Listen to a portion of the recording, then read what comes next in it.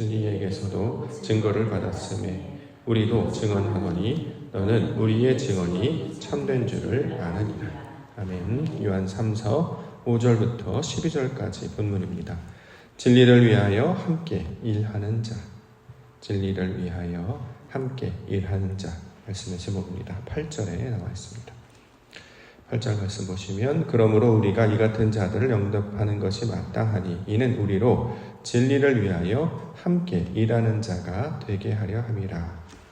증거하고 있습니다. 자, 진리를 위하여 함께 일한다. 이 말씀 함께 받고자 합니다. 어제 말씀을 통해서 살펴보면 진리는 이제 하나님을 가리키는 말로 우리가 간단하게 살펴볼 수 있습니다. 따라서 진리를 위한다라고 하는 것은 하나님의 뜻과 영광을 위한 것이다. 자, 그러면 함께 일한다라고 하는 것은 무슨 뜻이냐? 하나님의 뜻과 영광을 위하여 하나님과 한 마음이 되어서 그와 같은 뜻이 되어서 하나님의 뜻을 이루며 나아가고자 하는 모든 자들. 자, 이것을 진리를 위하여 함께 일하는 자들로 우리가 생각할 수 있습니다. 우리가 그동안 이제 사심 또는 이제 욕망으로 살았죠. 내가 하고 싶은 것, 내 뜻대로, 내 습관대로, 이게 이제 우리의 삶의 방식이에요. 그리고 어렸을 때부터 그렇게 살도록 가르친단 말이죠. 근데 성경은 자신의 사심이나 욕망을 따라가지 말고 하나님을 찾아야 된다. 이렇게 계속해서 설명하고 있습니다. 자, 사심이나 욕망, 정욕, 자랑, 자기의 의 이런 것들로 살았던 우리들을 하나님을 찾게 하시고 하나님의 나라와 뜻을 구하며 살게 해 주셨습니다. 자, 이러한 자들을 가리켜서 진리를 위하여 함께 일하는 자, 다시 말해 하나님의 나라와 뜻을 구하며 살게 하는 자. 그럼 어떤 일이 벌어지냐면 하나님의 속성이 우리 안에 이제 채워지게 된단 말이죠. 그래서 그 속성으로 살아가는 자가 되게 하시는 것이 자, 진리를 위하여 함께 일하는 자의 모습이 될 것입니다. 자, 대표적으로 증거 하나 보자고 하면 교회가 바로 이런 마음이죠. 교회가 뭐냐면 하나님을 위하여 살겠다고 모인 사람들이잖아요. 그렇죠? 대표적인 특징이 뭐냐면 초대교회 가운데 나타난 특징을 가만히 살펴보면 이들은 자기의 소유를 주장하지 않았고 자기의 소유를 내놓았다. 이런 표현이 나옵니다. 사도행전 4장 32절부터 말씀을 보시면 믿는 무리가 한 마음과 한 뜻이 되어 모든 물건을 서로 통용하고 자기 재물을 조금이라도 자기 것이라 하는 이가 하나도 없더라. 사도들이 큰 권능으로 주 예수의 부활을 증언하니 무리가 큰 은혜를 받아 그 중에 가난한 사람이 없으니 이는 밭과 집 있는 자는 팔아 그 판 것의 값을 가져다가 사도들의 발 앞에 두매 그들이 각 사람의 필요를 따라 나누어 줍니다. 자, 이제 소유, 물질을 내놓는 걸로 이렇게 묘사를 했습니다만 본질이 뭐냐면 자기 것이라 하지 않는다. 이게 본질입니다. 원래 우리는 내 것이 중요하잖아요. 내 생각들, 내 뜻, 내 습관들, 내 방 이런 것들을 붙잡고 살아가는데 교회를 이루더니 사람들이 어떻게 하느냐? 자기 뜻, 내 뜻, 내 방식이 사라져요. 이걸 내놓았단 말이죠. 권리를 포기하고 이거를 사도들한테 맡겼다. 위임했다라는 것입니다. 하나님이 기쁘신 뜻을 위하여 살기를 원합니다. 그래서 이전에는 이렇게 살아야 맞아요. 저렇게 살아야 맞습니다.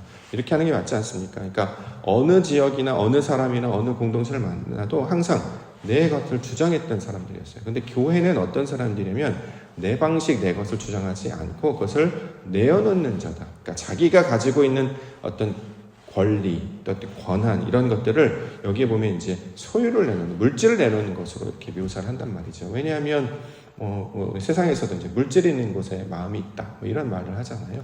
네, 요건 이제 하나의 이제 상징이고 묘사고 그런 모양으로 내놓을 수 있으면 좋죠. 근데 본질은 뭐냐면 자신의 권리를 포기하는, 즉 자신의 뜻대로, 나의 뜻대로 하지 아니하고 아버지의 뜻대로 하옵소서라고 했던 자들의 모양이 교회의 모양으로 이루어지고 있는 것입니다. 자, 왜 그렇습니까? 진리를 위하여 그와 함께 일하기를 원하기 때문에. 진리, 하나님을 가리키는 말이고 하나님의 뜻을 위하여 함께 일한다. 다시 말해 하나님과 같은 마음과 같은 목적을 가지고 있기 때문에 자기의 방식이나 방법을 주장하지 않게 된다는 거죠. 큰일 날 소리 아니겠습니까? 이렇게 어떻게 살아가죠? 너 것을 포주, 너가 하고 싶은 거 있잖아. 그걸 내려놔. 너 방식 있잖아. 그렇게 살지 않고 하나님의 뜻을 쫓아. 자, 이것은 어떤 거냐면 그래서 내가 없어지는 것이 아니고 하나님의 뜻을 쫓아가는 거예요.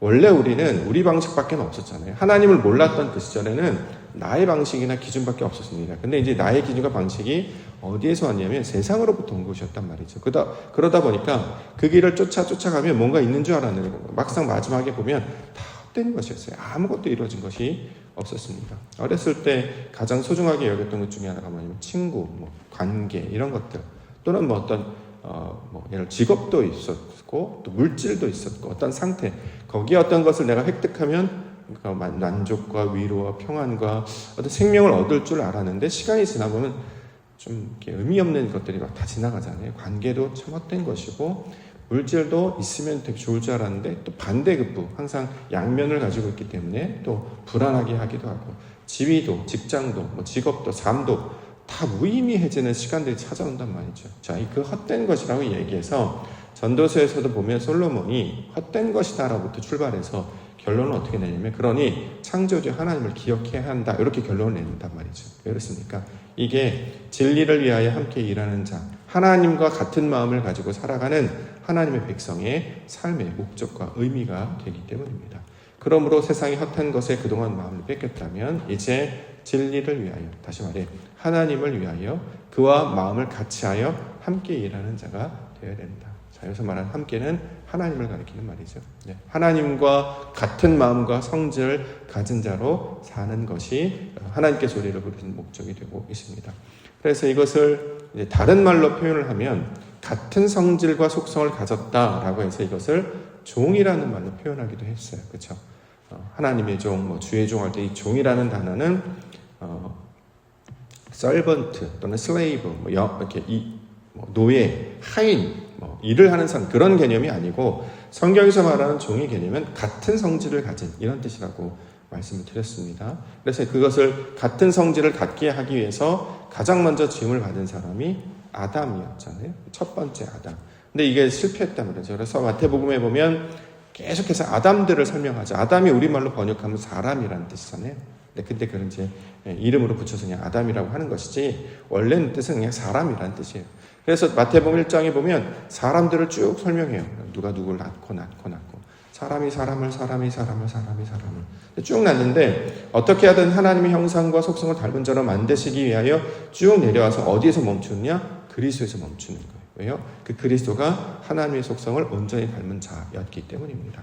자, 그 모양을 담게 하시기 위하여 저와 여러분들을 또 불러주시고 진리를 위하여 하나님과 똑같은 성질을 가진 그 두 번째 아담으로 오신 그리스도 예수를 담는 자로 저와 여러분들을 불러주셨습니다. 이 놀라운 부르심에 응답하시고 또 그 인도하심을 따라 동행하며 나아갈 때 합력하여 선을 이루는 그 아름다운 영광을 보게 하여 주실 줄 믿습니다. 이것을 이루는 것이 이 땅의 목적임을 우리는 잊지 말아야 할 것입니다. 이 산을 가야 되냐 저 산을 가야 되냐 그러다 인생 끝난단 말이죠. 어떤 것을 하는 게 중요한 것이 아니라 하나님을 발견하고 그가 원하시는 뜻을 이 땅에 구현해내는 것. 놀랍게도 그것을 한순간만이라도 구현하면 가슴 가운데 놀라운 벅참과 감동이 찾아옵니다. 그래서 이걸 우리가 보통 은혜 받았습니다 라는 표현으로 많이 하죠. 때로는 중학교 때, 어떨 때는 고등학교 때, 어떨 때는 대학교 때, 어떨 때는 직장을 나갈 때, 어떨 때는 삶을 살 때 보면 다 과거형이에요. 그렇죠? 지금은 잘 모르고 옛날에 그랬어요. 근데 그 짧았던 경험과 감동으로도 지금까지 살아오는 힘이 됐단 말이죠. 그렇게 맛을 보여주셨던 것은 그런 일들이 매우 자주 일어날 것이고 거의 날마다 하나님의 나라 백성을 살리게 되면 아예 그 천국 백성으로 살아가게 될 것이라는 그 시작을 우리 가운데 알려주었는데 그 이제 불꽃이 희미해져가지고 잘 모르고 있었단 말이죠. 근데 성경을 읽을 때마다 계속 우리의 눈을 뜨게 하시고 가슴 열게 하시고 그걸 보게 해주셨습니다. 자, 그 하나님을 찾아 함께 일하는 그 하나님 나라의 백성이 되는 일 거기에 저와 여러분들을 부르신 줄 믿습니다. 아멘으로 받으시고 그 영광의 일에 하나님과 동행하며 나아가시는 성도님과 교회 되시기를 주의 이름으로 간절히 축원합니다.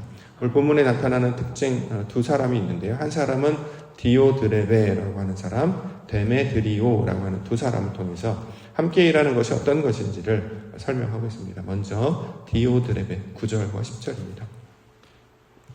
9절 10절 보시면 내가 두어 절을 교회에 썼으나 그들 중에 으뜸되기를 좋아하는 디오드레베가 우리를 맞아들이지 아니하니 그러므로 내가 가면 그 행한 일을 잊지 아니하리라. 그가 악한 말로 우리를 비방하고도 오히려 부족하여 형제들을 맞아들이지도 아니하고 맞아들이고자 하는 자를 금하여 교회에서 내쫓는도다.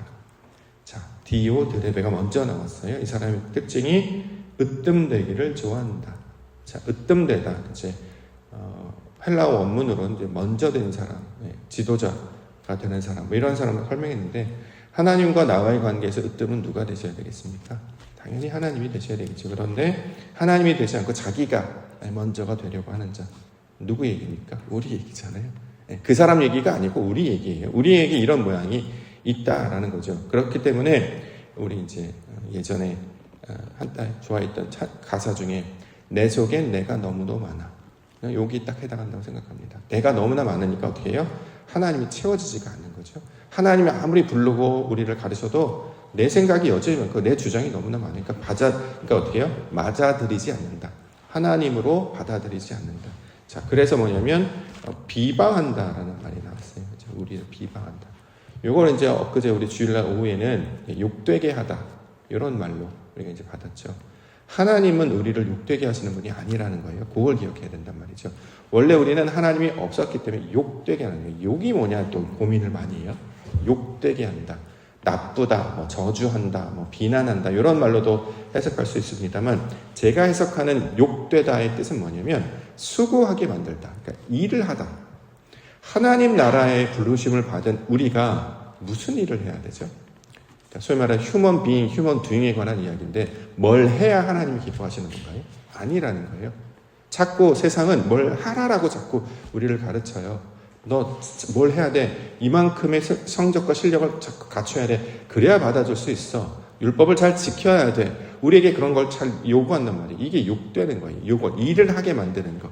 수고하게 만드는 건데, 복음은 우리로 뭘 했기 때문에 하나님 나라 백성이 된 게 아니고, 이 십계명의 내용처럼 하나님이 하실 거란 말이죠. 그걸 우리가 받아들이기만 하면 된다는 거였어요.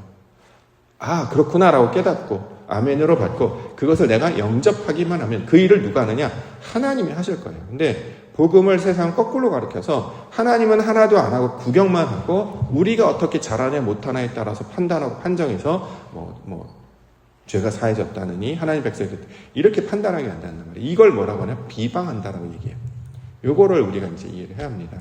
그래서 자기가 중심인 사람들은 무슨 뜻이냐면 자꾸 뭘 해야 한다라고 가르쳐요.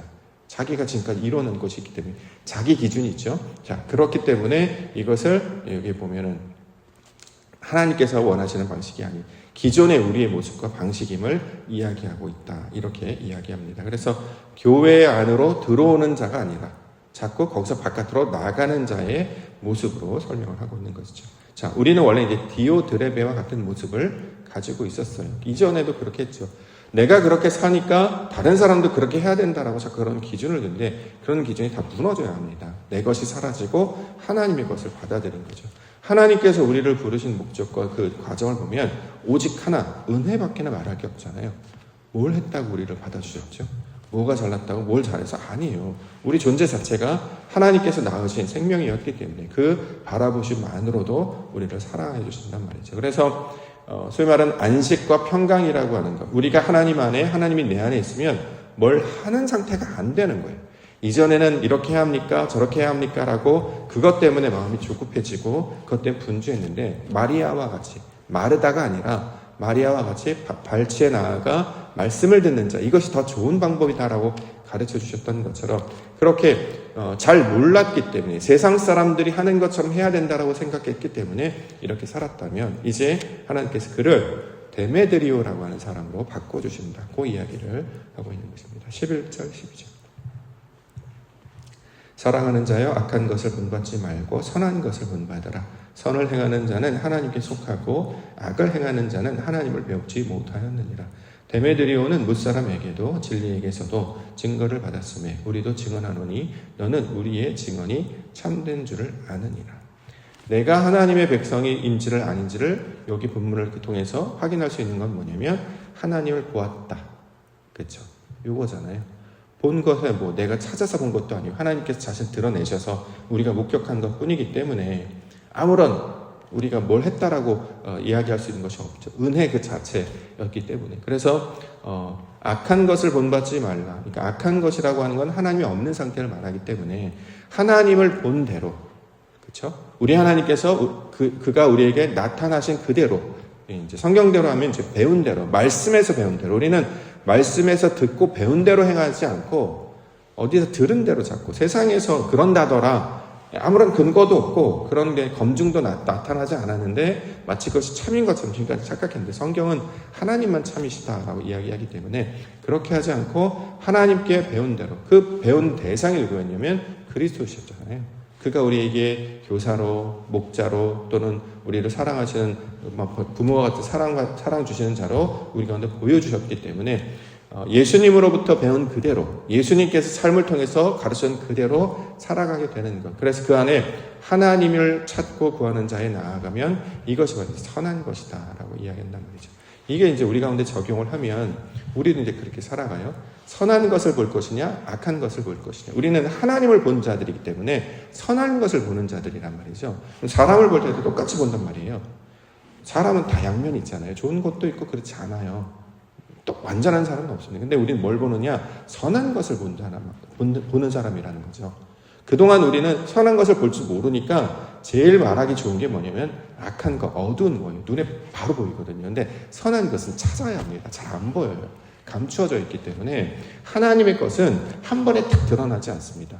오히려 화려하게, 우리 이제 광명한 천사라는 표현, 사탄이 이제 자신을 이제 위장할 때 광명한 천사, 눈에 보기에 그럴듯해 보이지만 알고 보니까 아무것도 아닌, 그렇죠? 그래서 이제 그리스도께서도 우리 가운데 찾아오실 때 그 성경 사파에 나오는 키 180이 넘는 금발, 굉장히 잘생긴 예수 그리스도, 그 사람 가짜라고요 말씀드렸어요. 그렇게 하시지 나타나시지 않았다는 거죠. 세상 사람들이 보기에 저 사람이 구원자야 할 정도로 나귀 새끼를 타셨죠. 흠몰 모양도 풍치도 없으셨고 실제로 키도 작고 얼굴도 그렇게 잘생긴 편이 아니었단 말이에요. 세상 사람들이 말하는, 그들이 원하는 백마탄 왕자가 아니고 나귀를 탄, 그렇죠? 크고 화려하고 멋있는 모습으로 다가오시는 것이 아니라 누구도 관심이 없는, 참고 볼품없는 거 찾아오신단 말이에요. 그게 하나님의 것이었어요. 왜요? 발견하도록. 그래서 그가 하는 말이 무엇인지를 잘 듣고 그가 하는 삶을 가만히 찾아보면 이게 바로 하나님의 것이구나라는 것을 발견해 주셨습니다. 우리도 하나님의 속성을 가진 자라면 그 선한 것을 보고 발견하는 자들이 되어야 된다라는 것이죠. 장점과 단점 이런 이야기로도 할 수 있습니다만 사실 장점은 잘 안 보여요. 오랜 시간을 통해서 찾아야 보이게 됩니다. 자, 그러한 것을 우리 가운데 가르쳐 주셨기 때문에 하나님을 속하고 하나님과 동일한 일을 하는 자라고 우리가 부르심을 받았다면, 그 진리를 위하여 함께 일하는 자로 부르심을 받았기 때문에 삶을 통해서 하나님을 찾고 구하며 나아갈 때, 자, 이것이 너희는 나와 함께 일하는 자다, 이렇게 말씀을 하고 있는 것입니다. 마치 데메드리오와 같이. 그래서 증거를 찾는 자, 이러한 모양으로 살게 해주신다라는 거죠. 교회를 정하고 하나님의 말씀을 듣고 주님께서 이루실 놀라운 것을 기대하는 것. 자, 이것이 내가 그동안 가지고 있던 방식이 아니고 하나님이 이루실 방식으로 설명을 하고 있기 때문에 깨어있지 않으면 이것을 잘 분별하지 못하게 된다는 것입니다. 근데 정말 감사하게도 우리에게 늘 말씀을 깨우쳐 주시잖아요. 우리가 생각했던 방식이 아니라 하나님께서 원하는 방식. 한 번에 팍 눈에 들어오는 것이 아니라 날마다 마치 키가 자라고 지혜가 자라는 그 자연스러운 과정을 통해서 우리 가운데 설명을 하고 있는 것임을 말씀하고 있습니다. 저와 여러분들을 그 모양으로 부르셨고, 이 발음도 어려워요. 디오드레베에서 데메드리오로 바뀌어주실 점이 있습니다. 이게 무슨, 간단하게 말하면 육신의 사람에서 말씀의 사람으로, 나라고 하는 땅에 속한 사람에서 하늘에 속한 자로, 내 의지와 내 뜻으로 살던 자를 그리스도 예수가 살던 그 모양으로 바꿔주신다. 이걸 진리를 위하여서 함께 일한다라고 설명하고 있는 것입니다. 그 모양으로 부르심을 받을 때 이것을 감사와 은혜의 선물로 우리가 오늘 아멘으로 받고, 주님께서 이 일을 위하여 저와 여러분들을 불러주셨음을 마음으로 확증하여 날마다 성령과 동행하시며 살아가시기를 주의 이름으로 축원합니다. 기도하겠습니다.